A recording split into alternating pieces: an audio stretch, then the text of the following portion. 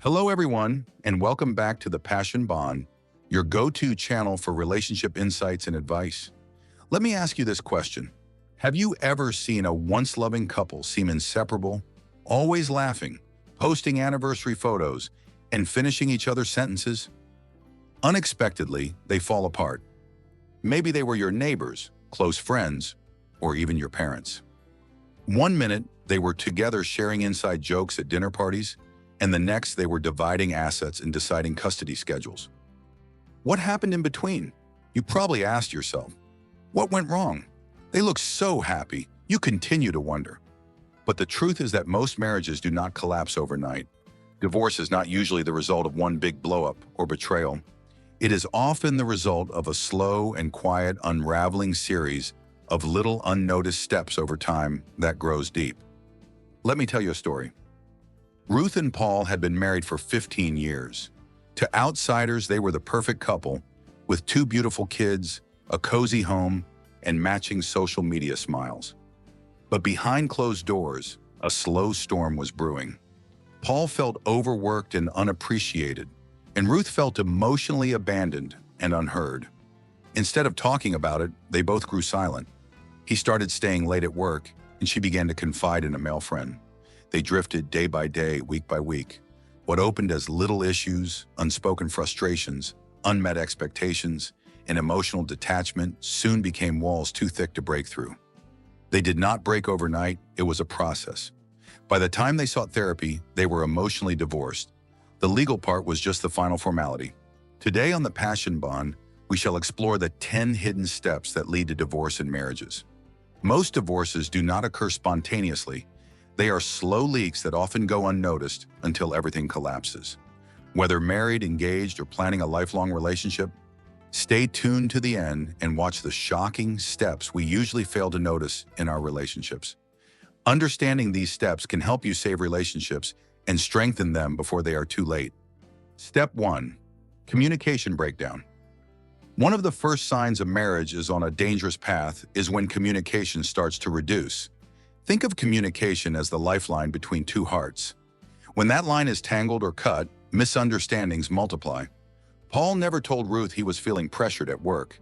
He bottled it in, and Ruth never told Paul she felt lonely, especially on weekends when he was too tired to engage. What began as silence quickly turned into assumptions, leading to deep resentment. Little by little, silence replaced sincerity. And that silence was loud enough to shatter the emotional bond. Poor communication is not just about yelling or arguing. Often, it is the lack of communication between individuals. The avoidance, the shrug instead of an answer, and the pretense of saying, "I'm fine," when clearly you know you're not. Fix it before it breaks. Always keep the lines of communication open, especially during difficult times. Regular check-ins, expressing your feelings openly, and learning to listen without becoming defensive are essential. Make it a priority to carve out time for meaningful conversations. Focus on your emotions, fears, and dreams rather than the usual bills and chores. This connection can deepen your relationship and foster understanding. Remember, communication involves not just talking, but also listening. Step 2. Emotional disconnection. Once communication fades, emotional intimacy usually follows. When you stop talking, you stop sharing your day, you stop laughing together, and you stop feeling safe and vulnerable. You stop feeling connected. And without that connection, your partner can feel like a stranger. Eventually, you start feeling more connected to your phone, work, or even a friend than your spouse. In Ruth and Paul's story, they began living like roommates. They managed the house and kids like a team, but there was no warmth and emotional safety. Ruth was uncomfortable being vulnerable, and Paul felt unsupported emotionally. The emotional gap widened until it became too large to bridge. A marriage lacking emotional intimacy resembles a cold, quiet prison. Emotional intimacy is an essential bond that unites couples. Without it, they risk devolving into mere flatmates. To address this, we must rebuild the bridge through vulnerability. Start small, share your concerns, express gratitude, and listen without judgment. Hold hands more. Emotional intimacy is built, not assumed. Step 3. Unresolved conflicts. What many couples overlook is that the conflict itself isn't the issue. It's the unresolved conflict that creates problems. Couples who avoid conflict often carry silent grudges. Others fight dirty, shouting, blaming, or bringing up old wounds. Neither strategy works. Every couple argues. But the important part is how to manage it. If you sweep things under the rug, that rug eventually becomes a mountain. Let's take another example. Tunde and Chika constantly argued about parenting styles. Tunde was strict and Chika was lenient. Instead of compromising or seeking counseling, they ignored the tension. Years later, their teenage son began acting out. The blame game restarted, at this time louder. By the time they considered help, the emotional damage was profound. Avoid letting small arguments develop into lifelong grudges. It is vital to learn healthy conflict resolution. Stay calm and focused, and engage in discussions respectfully. Not as enemies, but as teammates working together to solve the same problem. Embrace the discomfort of conflict, talk it out, and seek help early. Step 4. Lack of physical intimacy. Indeed, while emotional closeness is essential, physical connection holds equal significance. When couples stop being physically affectionate, it can create feelings of rejection and insecurity. It's not just about sex, but about hugs, kisses, holding hands, sitting close, and many more affectionate behaviors. For months, Ruth and Paul didn't touch each other. At first, it was due to exhaustion. Then it became awkward. That gap fed into strong emotional disconnection. Physical closeness works as a powerful connection in marriage. If ignored, the relationship may begin to feel dry and transactional. To rekindle the physical connection in your relationship, focus on reestablishing that spark. This doesn't necessarily mean engaging in sexual activity. It involves increasing physical touch. Make an effort to hug, cuddle, kiss, and hold hands more often. These small acts foster closeness and help partners feel valued and desired. Consider scheduling time for physical affection, even if it's just cuddling on the couch. Remember, these gestures of affection are more significant than you might realize. Step 5. Financial stress and disagreements. Money can't buy love, but financial conflict can certainly break it. Getting married for money often leads to failure. When the money runs out, the relationship tends to break down, and divorce is inevitable. Couples often come into marriage with different spending habits and money values. If not addressed, these differences become a recurring source of tension. Consider a situation where one partner is a spender and the other is careful and efficient with resources. Without clear communication, the spender feels controlled while the saver feels disrespected. Adding debt, job loss, or secret credit cards complicates the situation further. Now, the best way to control this is through transparency. Make a joint budget, discuss financial goals, have money meetings just like you'd have a date night. The goal isn't to agree on everything, it's to work as a team. Take charge of your money before it takes charge of you. By controlling your finances, you can avoid unnecessary power struggles and maintain your freedom in building your relationship with your spouse. Step 6.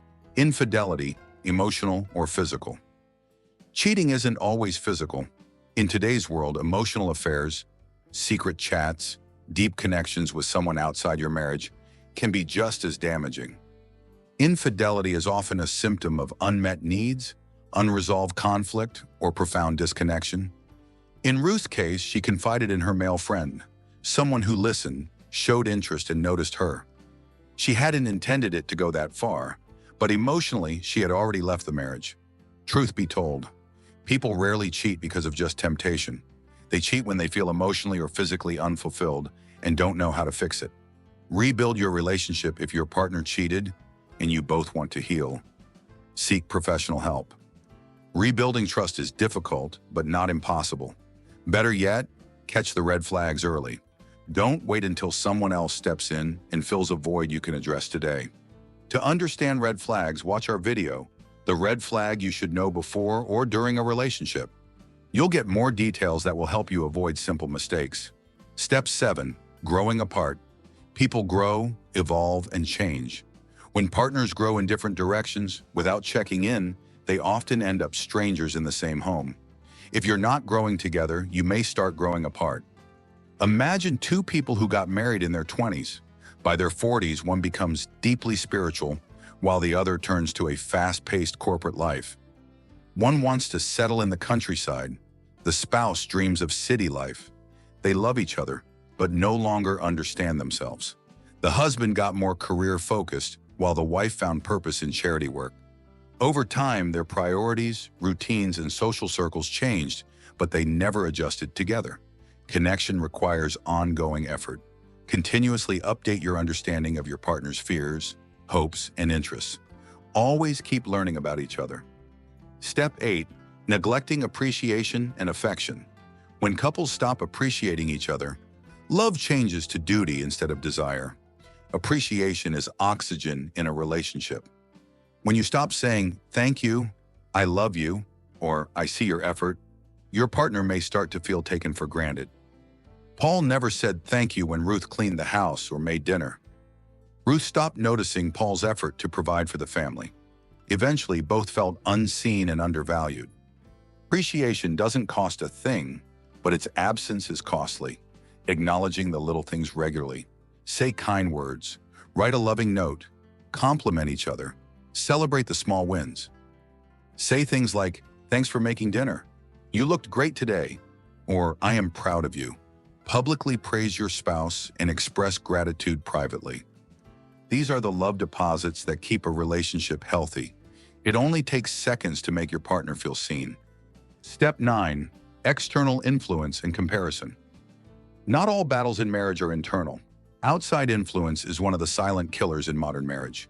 Whether it's toxic in-laws, bad advice from friends, or the comparison trap of social media. When you compare your relationship to those curated online highlights or other marriages, dissatisfaction sets in. Confusion and division start showing when you allow friends or family to influence your marriage. Ruth scrolled through Instagram, noticing couples sharing elaborate date nights and lavish gifts. She silently wondered, why doesn't Paul do that? Meanwhile, Paul's friends constantly told him that marriage was a trap and that he should live a little. Slowly, those outside voices started drowning out their own. Start fixing it now. Protect your marriage. Keep certain things private. Boundaries are everything. Set boundaries with outsiders. Filter advice. You know what to accept and what not. Share less of your situations. Solve more within. And remember, you're not in competition with anyone. Stay committed to your union and work to strengthen it. Step 10. Lack of commitment and giving up on growth. Finally, one of the steps that instigates divorce is giving up. When couples stop trying, stop caring, and stop believing that things can get better, the resolution will be challenging. Marriage demands ongoing work. You can't use the same tools to fix new problems. If one or both partners become complacent by saying, "This is how I am, take it or leave it," then the chances of growth stopping are high, followed by stagnation. Great marriages don't just happen.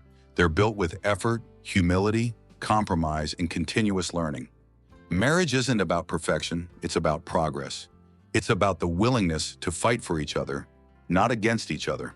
That's why we have this saying that marriage is the only institution that receives a certificate before it begins. It never has an excellent result, but continues to progress. Final thoughts. Divorce doesn't start with a paper. It starts with a pattern. The road to divorce is not a sudden crash. It's a slow drift, a few ignored conversations, a couple of broken promises, unspoken hurt, misplaced attention, emotional silence, and before you know it, two hearts that once beat in harmony now barely recognize each other. Here's the good news. Divorce is not a certainty, not when both partners are willing to work, grow, communicate, forgive, and fight. Not against each other, but for each other. So if you recognize any of these steps in your relationship, take heart. You have the power to change directions, to reconnect, rebuild, and to restart. If this video deeply connected with you, please don't just scroll past. Like, subscribe, and leave a comment below to let us know which step impacted you the most. Let's create a community that will not only discuss love, but actively stand up for it. Until next time, watch out for our next video. Stay connected, stay committed, and keep the passion alive.